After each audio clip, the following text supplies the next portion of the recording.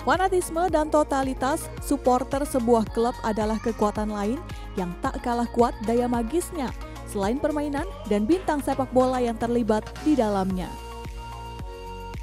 Berdiri tahun 1933, Persib lahir bersama Bobotoh.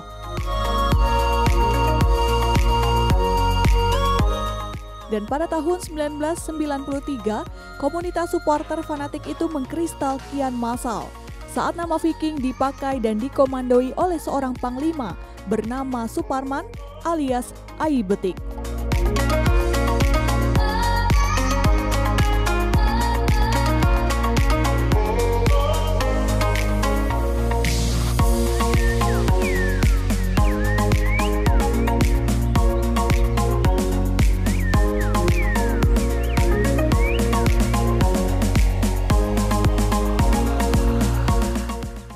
Ai Betik memimpin rekan-rekannya mengawal Persib, menjaga mental bertanding, membela saat jatuh, bahkan juga bertarung saat tersudut atau dicurangi.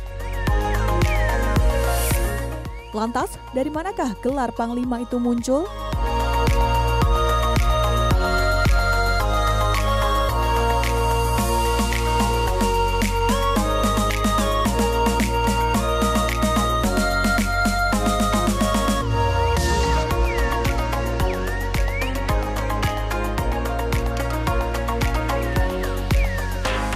Zaman ribut di selatan, berantem, lempar-lempar, tangkap sama polisi, mungkin saya selalu di depan waktu itu. Ya mungkin dijulukin sama anak-anak, sebenarnya nggak ada pengangkatan, nggak ada apa. Itu istilah anak-anak lah, melihat saya seperti itu. Saya selalu ngomando kalau apa. Jadi itu julukan sebenarnya, nggak ada pengangkatan, nggak ada struktur organisasi resmi. Lempar wasit, akhirnya berantem sama tentara, sama polisi, ditangkap, itu hampir tiap pertandingan itu saya berantem terus. Jangan dicontoh lah sama yang udah sekarang. Saya nggak lihat polisi, nggak lihat tentara. Akhirnya saya sering sekali berurusan dengan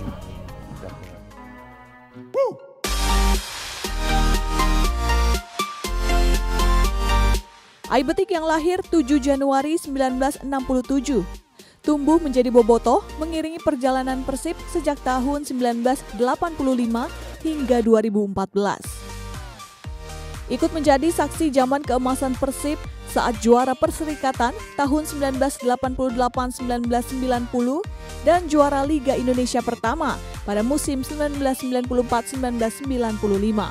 85 eranya Ajat Sudrajat sampai 94 itu kemasan Persib. 94-95 itu kemasan Persib itu bagus. Dan saya ikut terlibat di dalamnya. Ada saya nonton, saya ikut pawai juara Persib konvoi di Bandung itu 3 kali.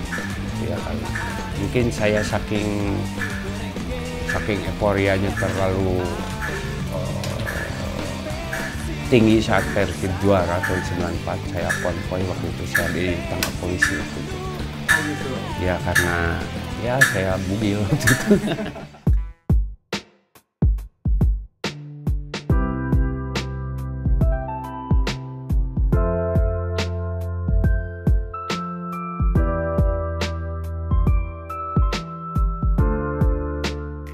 Sosok Ai Betik memang garang di lapangan, namun di rumah, Ai Betik adalah ayah yang lembut.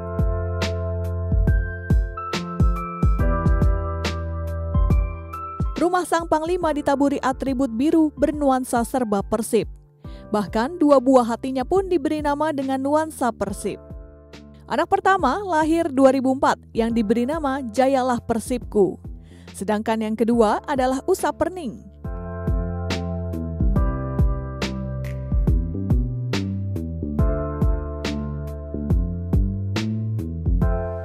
Nah waktu itu masa-masa suram Persib itu tahun 2000-2002 lah, dimana saya mulai berumah tangga waktu itu. Waktu itu Persib akhirnya prestasinya menurun dan playoff hampir degradasi waktu itu. Akhirnya Persib selamat dari degradasi. Dan sebelum degradasi itu, ini Jayalah Persibku mau lahir waktu itu. Aduh, saya harus memberi nama itu karena saya sedih waktu itu. Akhirnya saya berdoa untuk Persib itu diberikan kepada anak saya Jayalah Persib itu, doa buat Persib, Jayalah Persib.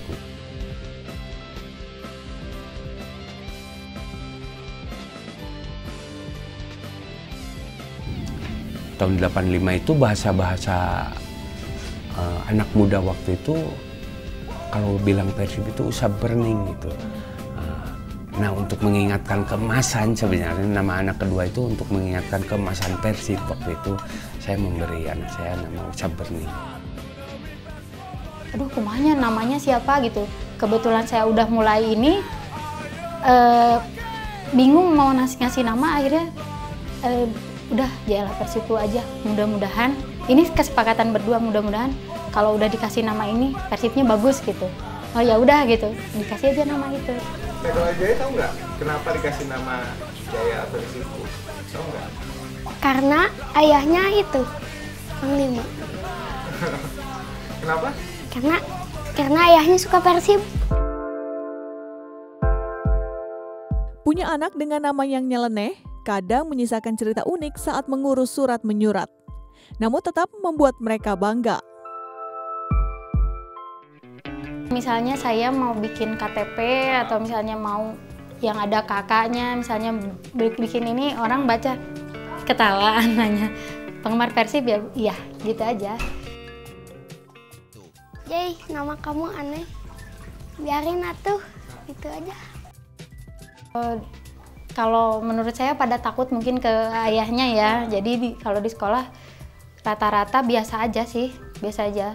Cuma kalau anak kecil kan kalau poyok-poyokin kayak gitu biasalah itu mah gitu. Dianya juga nggak, kalau ke rumah kalau masalah juga nggak, bukannya dipoyokin karena nama gitu. Kalau nilainya jelek paling gitu aja. Tapi kalau nama mah nggak. Tembal puring, basa datang inungna barudak ngabejaan. Yen Haji Agus narma nuju gala itu masuk rea nu ngajejel-jejel ngantunkeun cenah